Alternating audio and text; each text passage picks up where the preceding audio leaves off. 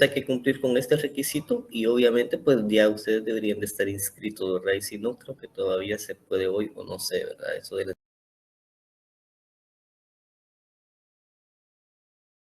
inscripción, si no sé, pero pues en buena hora, si no lo han hecho, háganlo. Tienen que asignarse primordialmente, ¿verdad?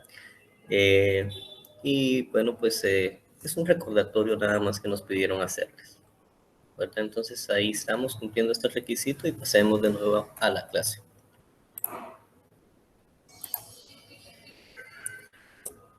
Objetivo de la clase, aprender los métodos de división de un polígono y estudiar los diferentes métodos para calcular la nivelación de un terreno y las ventajas que ese tiene, ¿verdad? Perdón. División de superficies. Caso número 1. Determinar las superficies en que queda dividido un terreno por medio de una línea divisoria que va de uno a otro punto conocido e identificado del polígono real, ¿verdad? Así como lo tenemos ahí en la gráfica, pues están solicitando, digamos, hacer esa partición, ¿verdad? Esa es la agrodecia, ¿verdad? Eh, tenemos un vértice en el punto 1A, ¿verdad? Yo creo que sí lo alcanzan a ver. Y tenemos que partir, digamos, a la mitad completamente el polígono, ¿verdad? Por lo tanto, habría que encontrar perfectamente las coordenadas en del punto M, ¿sí? Esto es, digamos, hacerlo de alguna manera, por decírselos a pie, ¿sí? Actualmente, pues tenemos el AutoCAD y utilizando unos comandos sencillitos, pues se puede hacer, ¿verdad? Pero esto se hacía, digamos, cuando no teníamos esa facilidad, ¿sí? Eh, o si por X o Y motivo no la tenemos, pues ahí tenemos que aprender a hacerlo, ¿verdad? Hay un ejemplito por ahí, de repente lo vamos a repasar, ¿sí? Ese es el caso número 1, ¿verdad? Entonces tenemos el vértice acá y vamos a partir el polígono cabal a la mitad, ¿verdad? O sea, tendríamos que encontrar, digamos, cuál es este punto, ¿verdad? Ahora en AutoCAD, pues de repente les voy a dibujar ahí un polígono y les voy a enseñar cómo se puede hacer, digamos, utilizando unas pequeñas herramientas sencillitas de AutoCAD. División de superficies, tenemos el caso número 2, determinar la superficie en que queda dividido un terreno por medio de una línea divisoria que parte de un punto dado con un rumbo o dirección establecida, ¿verdad? En este caso no tenemos que buscar un punto, sino que tenemos que buscar una dirección. Obviamente esa dirección nos va a dar un punto cuando toque con alguna línea del perímetro del polígono, ¿sí? Y debería, o sea, lo ideal, digamos, o sea, lo que se va buscando es de que quede un área específica. Si me dicen la mitad del polígono, pues la divido dentro de 2, ¿verdad usted? Y ya puedo ir buscando cuál es ese punto, ¿sí? Entonces, ahora si me dicen, mire, quiero que 2/3 partes queden de este lado y 1/3 parte para el otro lado, ¿verdad? Entonces ahí también se está definiendo el área y a partir del área pues ya se puede encontrar en dónde queda la línea, ¿verdad? También hay un pequeño ejemplo de esto. Paso número 3, determinar el rumbo, magnitud, distancia horizontal y coordenadas totales del punto de llegada de la línea divisoria que partiendo de un punto conocido o identificado del perímetro del terreno, divide el mismo en 2 superficies dadas, así lo menciona acá este caso número 3. Lo voy a repetir. Determinar el rumbo, magnitud, distancia horizontal y coordenadas totales del punto de llegada de la línea divisoria que partiendo de un punto conocido e identificado del perímetro del terreno divide el mismo en 2 superficies dadas. Caso número 4, determinar el rumbo, magnitud, distancia horizontal y coordenadas totales del punto de partida y llegada de la línea divisoria que partiendo de un rumbo definido divide el terreno en 2 superficies dadas, ¿verdad? Aquí también tenemos un ángulo con el cual pues tenemos que venir y dividir el polígono, ¿verdad? Aquí era una distancia horizontal y aquí es un ángulo. Ahora pasemos a esto. Métodos de nivelación. Existen 3 métodos de nivelación utilizados en los trabajos topográficos: nivelación geométrica, nivelación trigonométrica y nivelación satelital. Este último utiliza el sistema de posicionamiento global y, perdón, y realiza una variante de la nivelación trigonométrica. Nivelación simple es aquella en la cual desde una sola posición del aparato se puede conocer las cotas de todos los puntos del terreno que se desea nivelar. Se sitúa el nivel en un lugar conveniente y luego hay que nivelar dicho aparato en un lugar que ofrezca mayor visibilidad. Nivelación compuesta. La nivelación compuesta o de itinerario altimétrico no es sino una repetición de nivelaciones simples. Comprende los métodos de punto medio, de estaciones dobles y de estaciones equidistantes. Y ahí tenemos unas ejemplificaciones, ¿verdad? Entonces la nivelación está dividida de la siguiente manera. Nivelación directa o topográfica, y esta se subdivide a su vez en diferencial y de perfil, ¿sí? Y está también la nivelación indirecta, que se subdivide en física o barométrica y en trigonométrica, ¿verdad? Ahí tenemos, por ejemplo, una nivelación simple.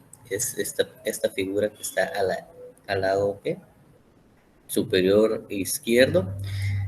Y esta que está en medio, digamos, la siguiente es un ejemplo de una nivelación compuesta. ¿De acuerdo? Entonces, así es como se realiza una nivelación. De repente también nos queda tiempo y podemos ver, les puedo ir describiendo cómo es que se nivela, ¿verdad? Cómo es que se nivela simplemente y compuestamente. Entonces, ojo, les voy a repetir esto. Nivelación, ¿verdad? Podemos subdividirla en directa o topográfica. Estas a su vez también tienen subdivisiones. La directa o topográfica se subdivide en diferencial y de perfil, y la indirecta en física o barométrica y trigonométrica. Esas son las subdivisiones de esas nivelaciones. Muchas gracias y entremos, digamos, a ver un poco de los ejemplos que les estoy hablando.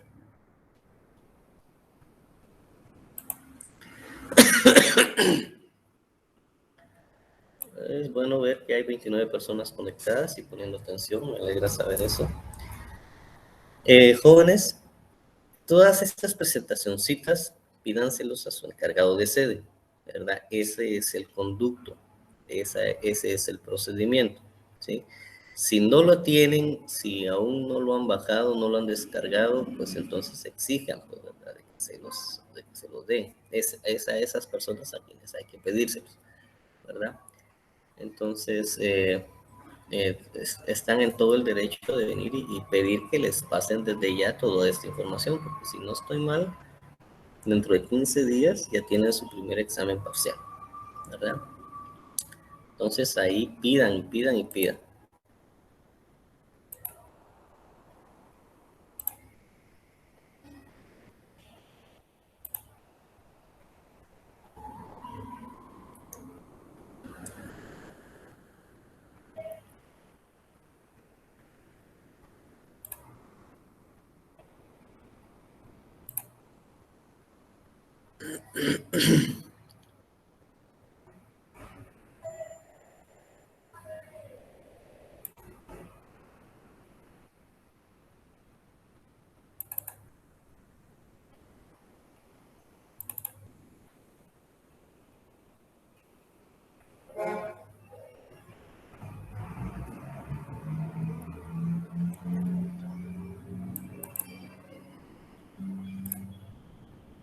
Esta información de las particiones la saqué de esta topografía, de esta tesis de topografía. Esa la encuentran en la red, jóvenes.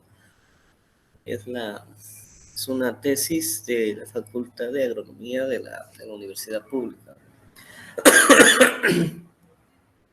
Entonces, esa la encuentran ustedes en la red. Nada les cuesta venir y buscarla, ¿verdad? Ahí la pueden encontrar. Eso está sencillito.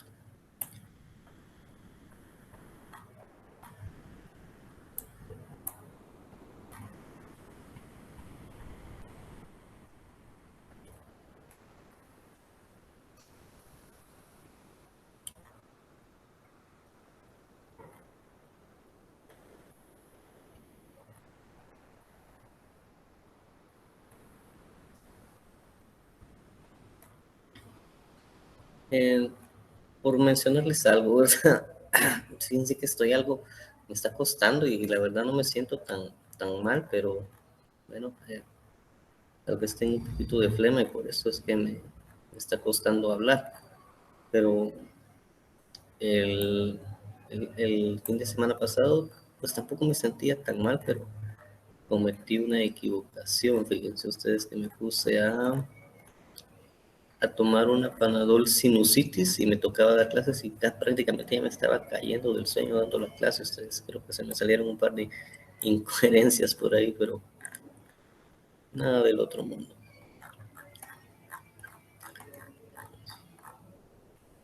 Aquí estamos con esto de las particiones, casi al final.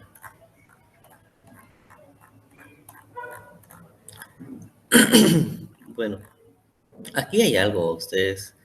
Eh, todas, por ejemplo, esta bibliografía que les hablo de estas tesis, eh, son tesis realizadas en la década de los 90. Si se fijan, incluso no están hechas en computadoras, sino que en máquinas de escribir, ¿verdad?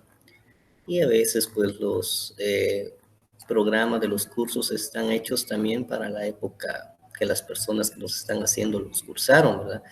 Pero actualmente, pues, se facilita bastante el trabajo con las herramientas tecnológicas que tenemos, como son la computadora, ¿sí? Y los programas y las aplicaciones que actualmente hay, ¿verdad? Y no digamos ya los teléfonos o las tabletas, ¿verdad? Que también tienen unas versiones algo light de estos programas para poder correrlos, ¿sí? Por ejemplo, miren, pues aquí dice, miren ustedes, este planito es un plano de registro, ¿sí? Registro General de la República, aquí tenían los datos, así también lo aprendí yo a hacer el plano de registro, solo que tiene esta particularidad y se lo voy a, ya que nos topamos con él, pues lo vamos a aclarar, ¿verdad? El norte está casi que para abajo, en el rumbo sureste, ¿verdad? Pero ahora el registro ya estandarizó. El norte siempre tiene que quedar hacia arriba. Entonces aquí lo que habría que cambiar es cómo es que ve el dibujo. Este dibujo ya no quedaría así, sino que habría que rotarlo a ustedes, de modo que la flechita del norte siempre vaya hacia arriba, ¿sí? Habría que cambiarle la escala al dibujo, ya no va a caber completamente en toda la hoja, pero así son las disposiciones que el registro general ha colocado. Y sucede también de que como ya en el registro hay muchas cosas de abogado, ¿verdad? Ahí llegan a hacer trámites abogados, ¿sí? Más que todo. Entonces, pues ellos tienen ciertos egos, tienen ciertas eh, herramientas legales con las que pueden proceder para ciertas cosas. Hay unas que de repente no son procedentes, pero van a poner a una persona a dar vueltas que de repente no amerita, ¿verdad? Entonces, en el registro usted va a encontrar una cantidad de cosas mal hechas, ¿sí? Incluso ahorita eh, eh, el registro hace como 2 años, en el 2019-2018, creo que sacó estos nuevos formatos, estandarizándolos, algo que tenía que haber hecho desde un principio, ¿verdad? O regularmente cada 5 años por lo menos, o por lo menos 10 años, ¿verdad? Para que sepan los notarios cómo es que tienen que ir los planos, los ingenieros también cómo es que tienen que presentar los planos y, y que sea una mínima lo que haya que modificar, ¿verdad? Y como las áreas, pero ahí en el registro hay muchas cosas que no están bien, pero así están registradas. Y así es como tienen peso y certeza jurídica, digamos, a la hora de un problema, ¿sí? Lo que está en el registro es lo que vale. ¿Y cuál va a valer más? La escritura más antigua. Entonces, ¿verdad? Aquí tenemos este cajetín, ¿verdad? Así se entregaban antes. Aquí miren, hay ¿cómo se llama? Una escala gráfica del dibujo. Esto ya no se coloca así, ¿verdad? Ustedes con escala gráfica ya no es un mapa, sino que es un plano, ¿verdad? Entonces aquí la escala se tiene que registrar 1:500, ¿verdad? Solo numéricamente se representa, no así, no esta escala gráfica. Ese plano, miren, es del 18 de diciembre de 1986. Muy bien. Entonces, lo importante aquí es que quería explicarles que ahora en los planos de registro norte siempre tienen que ir hacia arriba.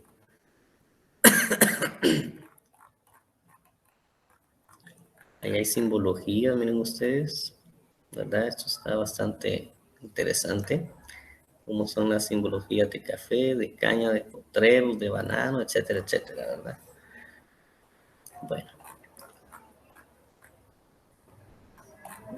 Bueno, todavía no yo perdido. Que no encuentro lo que me interesa. Aquí está, creo que por aquí ya vamos. La agrodecia, miren, aquí está. Estas son aquí donde estaban las particiones que vimos. Aquí están diferentes casos de división de terrenos y aquí está lo que yo les coloqué en la presentación. Miren, estimados jóvenes. Entonces ahí listos, ¿verdad? Pónganse listos, ahí pueden estudiar esto. ¿Sí? Van a darle una captura de pantalla ahorita a la conferencia. Vamos a ver cómo estamos con ustedes. Ya hay 36 personas. Perfecto.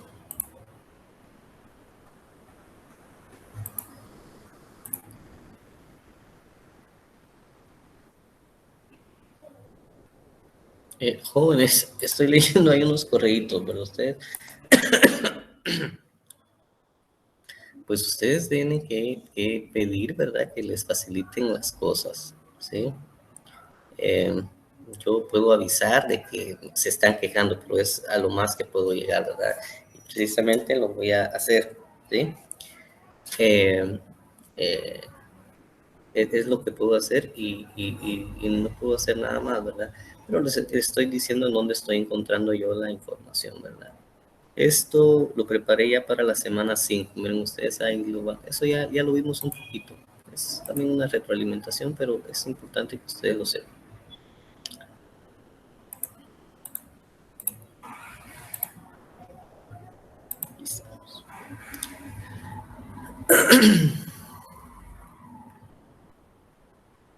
Vamos a leer un poquito. Dice, agrodecia, introducción y definición. Este es el capítulo 11 de ese documento. En la página 6 del capítulo primero se estableció que la agrodecia es una rama de la planimetría encargada del estudio y aplicación del conjunto de procedimientos utilizados para lograr el fraccionamiento o desmembración de terrenos, dice. Se entiende por fraccionamiento o partición de un terreno a aquel proceso analítico y de campo que transforma una propiedad o finca matriz en dos o más propiedades distintas, teniendo como característica especial que una de ellas conserve los datos de la finca matriz, efectivamente, ¿verdad? Pero para eso tiene que estar registrado, ojo, ¿sí? ¿Qué es lo que sucede? Digamos, todavía, aún a estas alturas del siglo XXI, hay propiedades que no han sido registradas dentro del registro, aunque en teoría toditas deberían de estar. Si no estoy mal, el registro inició con una cantidad de fincas, ¿verdad? Que prácticamente abarcaban la mayoría del territorio nacional, ¿sí? Entonces, a partir de esas fincas, pues se tendría que haber ido desmembrando y desmembrando y desmembrando. Y es que todo viene también por la tenencia de la tierra, ¿verdad? Recordemos en qué país estamos. Estamos en Guatemala, ¿sí? País que queda en el centro de América. Estos países, pues, tenemos historia. Nuestros países fueron conquistados, ¿verdad? Ustedes recordémonos que hacia 1400, principios del siglo de 1400, no se sabía de la existencia del continente americano. A mediados tampoco, fue hasta finales. En 1492 es que Colón viene y le pide dinero a los reyes de España para realizar un viaje para darles la vuelta a la tierra, porque él era navegante y sabía que la tierra pues definitivamente no era plana, sino que tenía forma esférica. Y había otro montón de cosas que no comprendían, ¿verdad? Ahorita sí ya las entendemos mejor. Eh, pero en aquel tiempo no se desconocían muchas cosas, ¿verdad? Vienen los reyes españoles y empeñan ciertas joyas que tenían, consiguen el dinero y le dan, bueno, vaya a hacer su empresa y lo que encuentre, pues es de nosotros, ¿verdad? con la novedad de que Colón lo que quería era llegar al subcontinente indio, a ir a traer especias. Todo es motivado por la plata, ¿verdad? Si no estoy mal, en ese tiempo los árabes habían tomado Turquía y todos estos países por ahí. El Imperio Otomano creo que ya estaba también agarrando auge.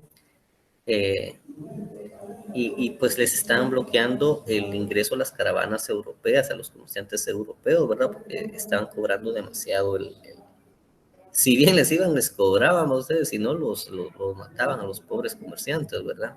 Entonces, fue una razón, digamos, política por la que viene Colón y les dice, miren, yo tengo una solución. Yo considero de que puedo llegar por este rumbo hasta la India y regresar cargado de especies y comerciar, ¿verdad? O sea, encontrando rutas comerciales, eso es lo que andaba haciendo Colón, ¿verdad?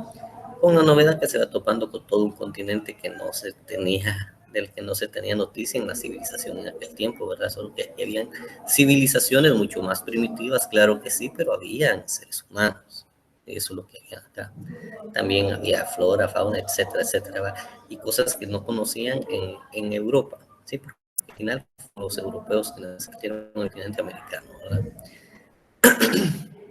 Entonces, bueno, pues vienen, nos conquistan y la tierra pasa a ser parte del rey. ¿Sí? Todo esto era del rey, porque ellos fueron los que soltaron la plata. Entonces, lo que Colón descubrió pasa a formar parte del patrimonio de la corona española. O sea, todas estas tierras eran patrimonio del rey. ¿Sí? Vaya, pero ¿qué sucede con la independencia, verdad? O sea, los reyes fueron muriendo y haciendo sus sucesiones, va heredando todas sus propiedades, ¿verdad?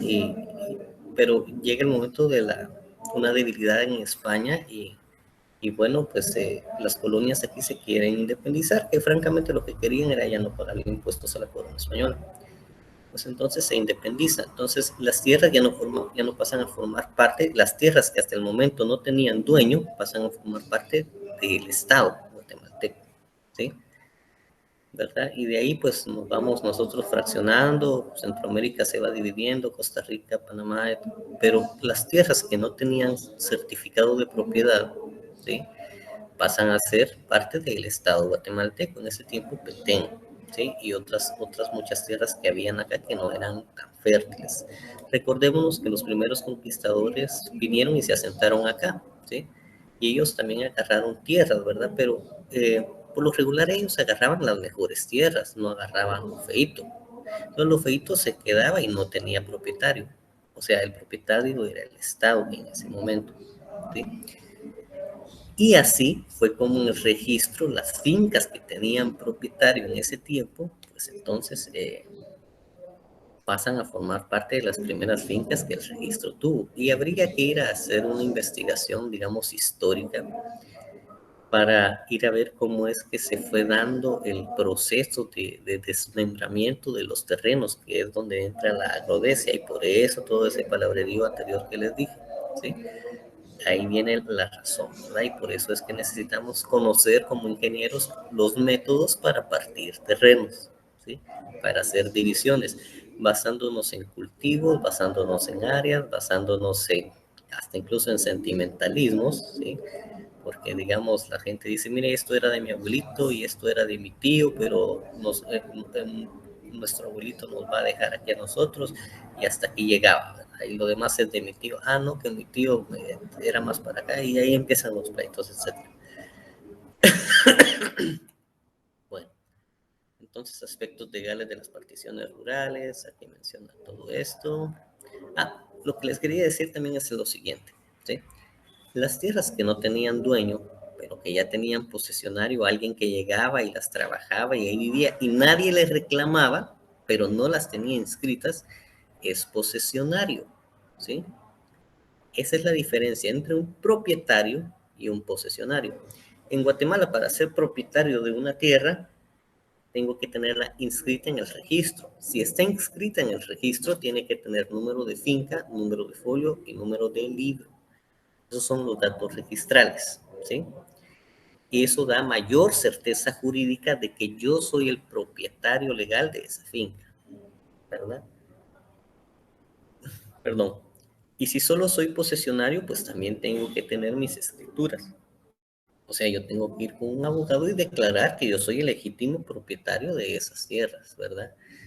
Y si yo las reclamo primero, pues definitivamente soy yo. De repente, con los años venga y diga, no, yo soy, salga otro y diga, yo soy el propietario, pero ¿quién tiene la escritura más antigua? Yo soy el dueño de esas tierras, pero ¿quién tiene la escritura más antigua? Pues el primero que la reclamó, ¿verdad? O sea, si la hizo por reclamo, digamos, o por una compraventa que se hizo.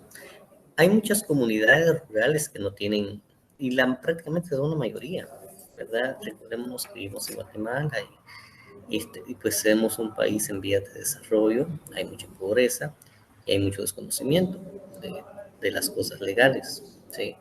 Y muchas comunidades rurales no tienen papeles, ¿verdad? Incluso no tienen ni papeles de escrituras de un abogado, pero ya entre la gente se sabe de que ese terreno es de fulanito, ¿verdad? Y se respeta, ¿sí? ¿Verdad? Hay comunidades en Quiché que así se manejan.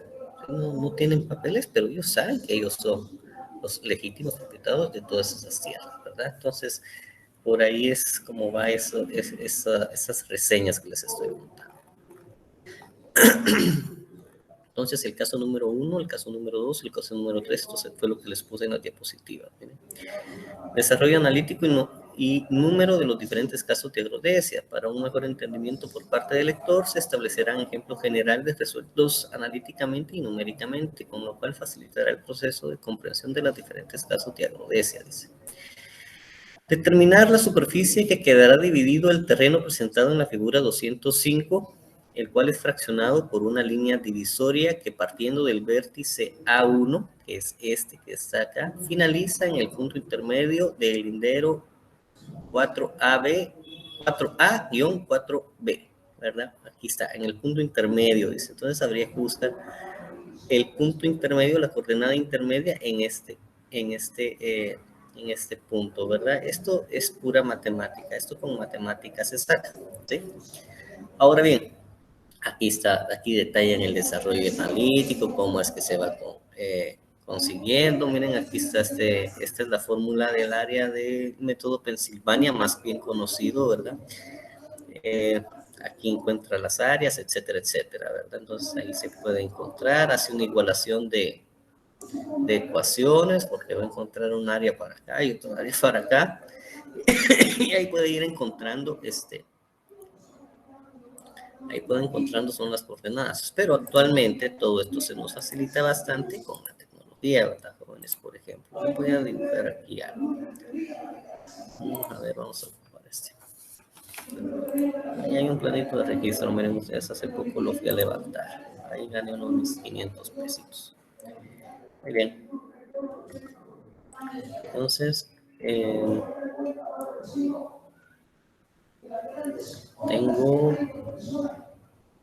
quiero verle la forma, vamos a buscar.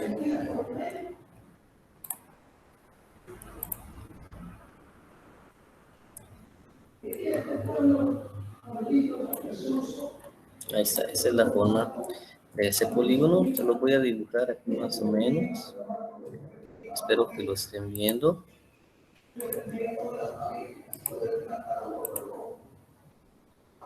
Por ahí anda, miren ustedes, ahí anda, ¿sí?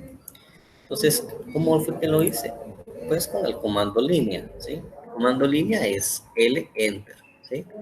Entonces viene y hay que dividirlo, partirlo de aquí hacia el medio de este lindero, ¿verdad? Así lo tienen definido y así va a quedar, ¿verdad? Entonces, bueno, pues lo que me queda es venir y encontrar eh, el área, ¿verdad? Entonces, con líneas lo hice, ¿sí? Esas líneas las podría yo unir, ¿sí? Con el siguiente comando, ¿sí? Join. Y ahí ya tengo una polilínea. Al volverlo polilínea, aquí en estas ventanas de propiedades que tengo que tener abierta, para abrirla hay dos comandos, ahorita solo me recuerdo de uno que es MO, ¿sí? Pero hay otro, cuando cursé mi primer curso de AutoCAD bueno, yo empecé a conocer AutoCAD en el 99, pero donde ya le puse amor al programa fue en el 2005, ¿verdad?